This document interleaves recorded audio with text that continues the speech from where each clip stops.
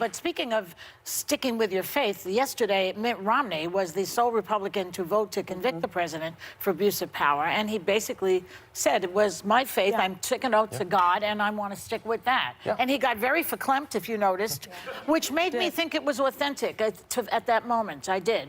I think so. So do you think that, Trump is going after him already? They're yelling at his wife at the airports already, and, Don Jr. is saying horrible things and putting mean, nasty memes on the... I mean, it was a tough decision. And would you do it?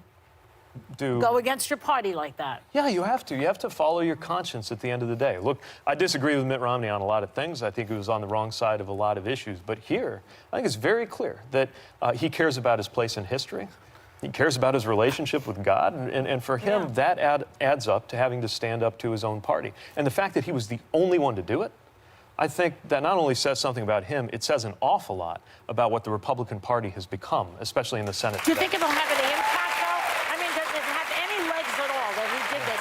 Because somebody said to me, it's like one grain of sand on a huge beach. I think it does mean something, because it signals that there's another way. And the fact that he wasn't afraid to do it sends a message to, because there are a lot of other Republicans in the Senate who know deep down how wrong this is.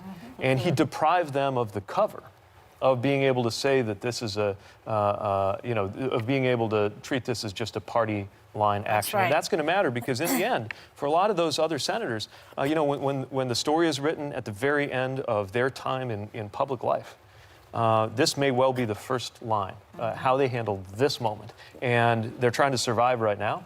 But the judgment of history is waiting for them. Okay. That's right. Go ahead. So Joe Biden took a shot at you, and I actually saw an interview where you already asked this question, and you were very nice about it and very, respectful. But Joe Biden said, I have great respect for Mayor Pete and his service to his nation, but I do believe it's a risk for this party to nominate someone who's never held an office higher than mayor of a town of 100,000 people in Indiana. I think that this is a common question for you and a common sentiment, I know, at least for me.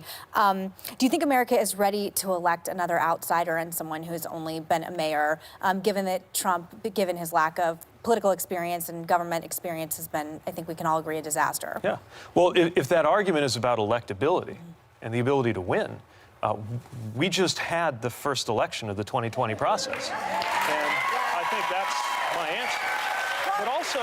But do you think it's interesting, because I think you're winning right now. I mean, they haven't have all the polls in, but you are winning and coming, substantially ahead of Bernie. I mean, you are an outsider that's winning. What does it say about Bernie and Biden that they're not resonating in the way that you are? Well, to be fair to Senator Sanders, he and I, as these numbers are coming in, are neck and neck. Yeah, but the vice president's quite a bit further behind. And I think what it says is there's a real appetite for an outsider. Now, not a complete... not an outsider like President Trump, who's actually, of course, very much an elite insider in many ways, but was a complete stranger to, government or service of any kind. But this is important to remember.